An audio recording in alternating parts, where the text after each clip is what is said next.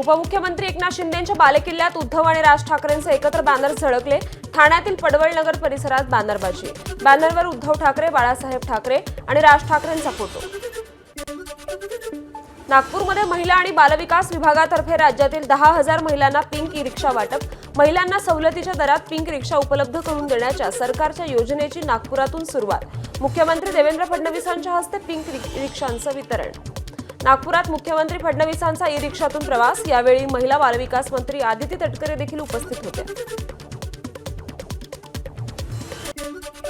संजय राऊतांच्या नरकातला स्वर्ग या पुस्तकाचं प्रकाशन 17 मे रोजी होणार। मुंबईतल्या रवींद्र नाट्य मंदिरात होणार सोहळा।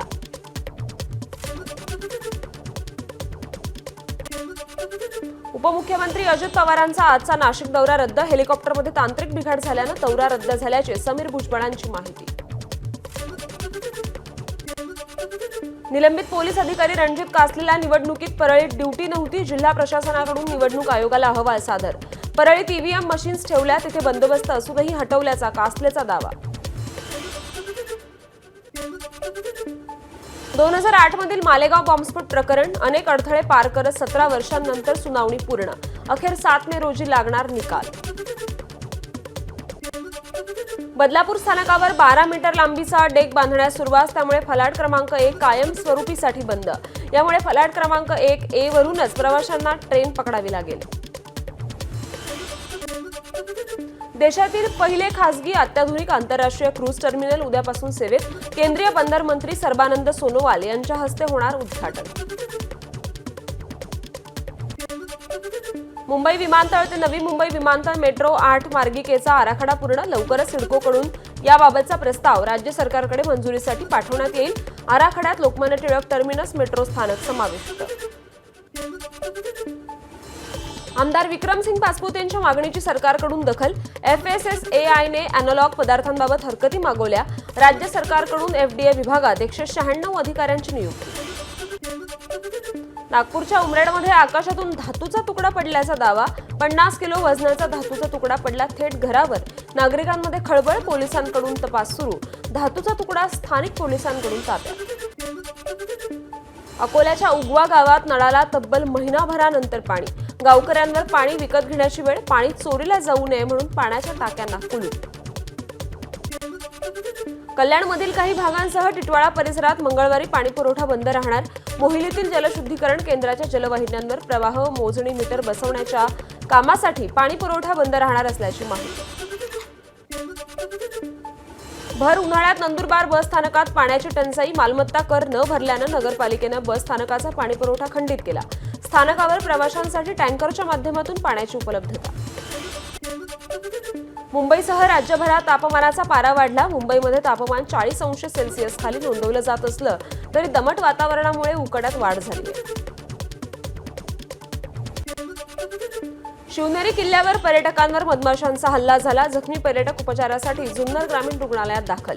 1.5 महिन्यात तिसऱ्यांदा पर्यटकांवर हल्ला।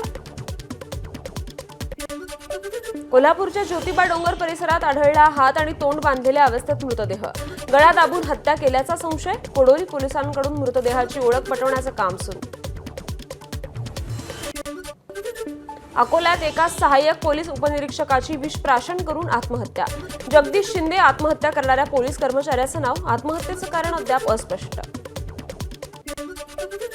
पुण्यातील आंबेगाव परिसरात रेकॉर्डवरील गुन्हेगारांकडून एकाची हत्या। जागेच्या वादातून तरुणाचा खून करण्यात आल्याची प्राथमिक माहिती। 3 आरोपींविरोधात गुन्हा दाखल। अहिल्यानगर जिल्ह्यात निंबळक बायपास परिसरात भंगारच्या दुकानाला भीषण आग लागली। दुकानातील संपूर्ण भंगार या आगीत जळून खाक झाले। आगीचं कारण अद्याप अस्पष्ट आहे। राज्यात अवघ्या 17 दिवसात 831 टन हापूस निर्यात। अमेरिकेला सर्वाधिक 372 टन आंबा रवाना। गुजरात आणि दक्षिणेकडील राज्यांमधील निर्यातदारांनाही लक्ष्य। नांदेडच्या अर्धापूर तालुक्यातील युवा शेतकऱ्याचा यशस्वी प्रयोग।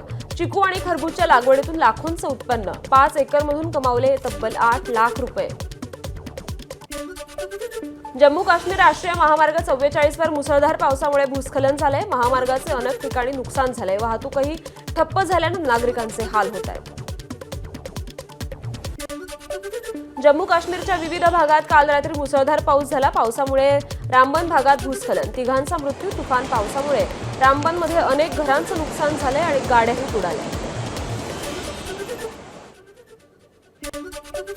नायजेरियात 56 जणांची गोळ्या झाडून हत्या. परिसरात पोलिसांचा बंदोबस्त तैनात. हल्लेखोरांचा शोध आता सुरू. अमेरिकेत हजारो नागरिकांचं राष्ट्रपती डोनाल्ड ट्रम्प यांच्या विरोधात तीव्र आंदोलन. ट्रम्प प्रशासन लोकशाही विरोधी असून संस्था कमकुवत करत असल्याचा नागरिकांचा आरोप. आज मुंबई इंडियन्स विरुद्ध चेन्नई सुपर किंग्स भिडणार. चेन्नईनं पहिल्या सामन्यात मुंबईला पराभूत केलं होतं. त्यामुळे मुंबईकडे आता चेन्नईचा धुव्वा उडवत पहिल्या पराभवाचा वचपा काढण्याची संधी. एबीपी माझा, उघडा डोळे बघा नीट.